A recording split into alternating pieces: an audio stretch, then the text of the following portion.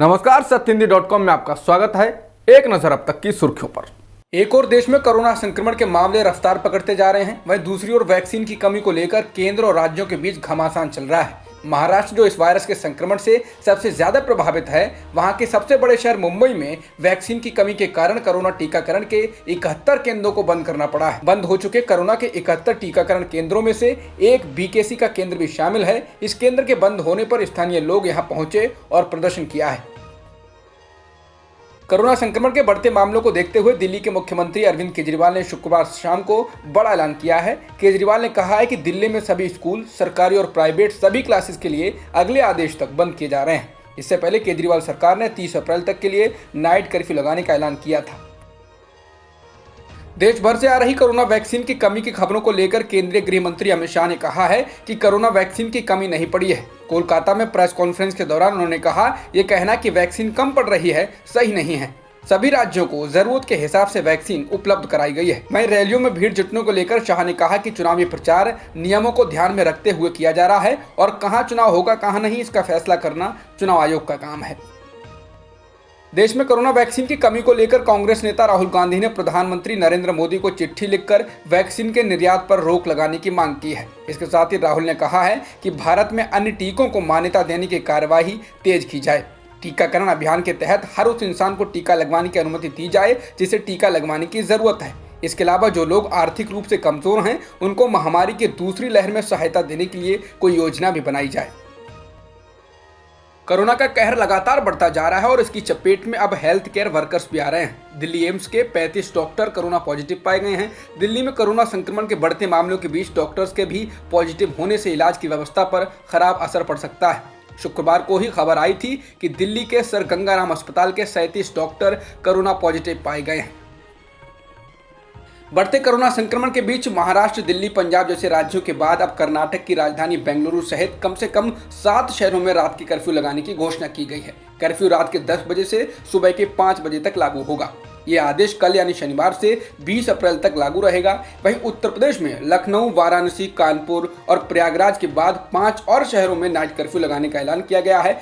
अब से गौतम बुद्ध नगर, गाजियाबाद के अलावा मेरठ, बरेली और सहारनपुर में भी नाइट कर्फ्यू लागू होगा।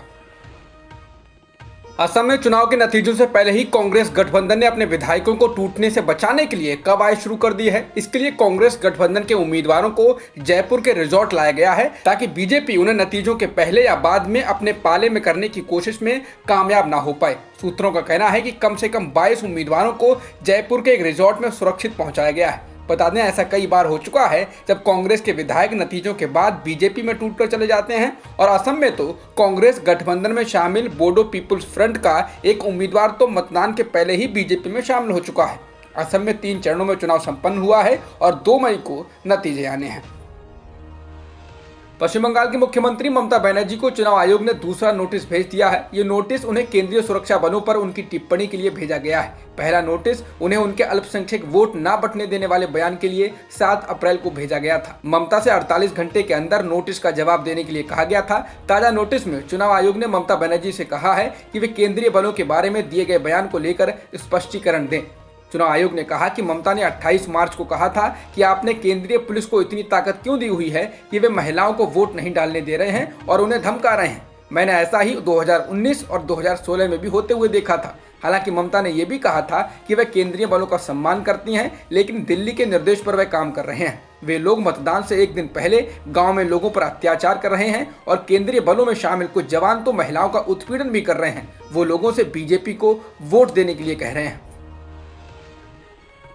चुनाव आयोग द्वारा ममता बनर्जी को नोटिस भेजे जाने के बाद ममता बनर्जी ने कहा है उनको चाहे 10 नोटिस भेज दो, लेकिन उनका जवाब फिर भी वही रहेगा कि मैं लोगों को बिना बटे एकजुट होकर वोट करने के लिए कह रही हूँ। इसके साथ ही ममता ने पीएम मोदी पर वोटों को सांप्रदायिक लाइन पर बांटने का आरोप लगाते हुए कहा कि पीएम मोदी को कितने नोटिस भेजे गए हैं, वो हर रोज हिंदू मुसलमान की बहस करते हैं।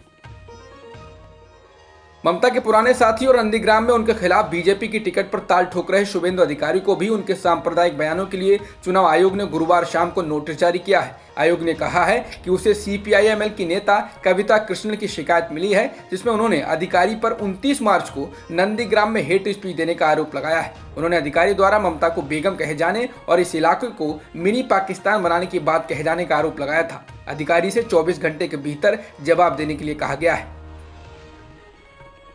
उन्नाव दुष्कर्म मामले में दोषी ठहराए गए बीजेपी के पूर्व विधायक कुलदीप सिंह सेंगर की पत्नी संगीता सेंगर को बीजेपी ने चुनाव मैदान में उतार दिया है। संगीता सेंगर को पंचायत चुनाव में उम्मीदवार बनाया गया है। जाहिर है कि यह काम कुलदीप सेंगर के राजनीतिक प्रभाव का इस्तेमाल करने के लिए किया गया है, क्योंकि सेंगर का इस इलाके में काफी राजनीतिक रसूख माना जाता है। सेंगर को उन्नाव दुष्कर्म मामले की पीड़िता के पिता की मौत के मामले में भी 10 साल की जेल की सजा सुनाई गई थी। सेंगर को गैर इरादतन हत्या और आपराधिक साजिश रचने के मामले में दोषी ठहराया गया था।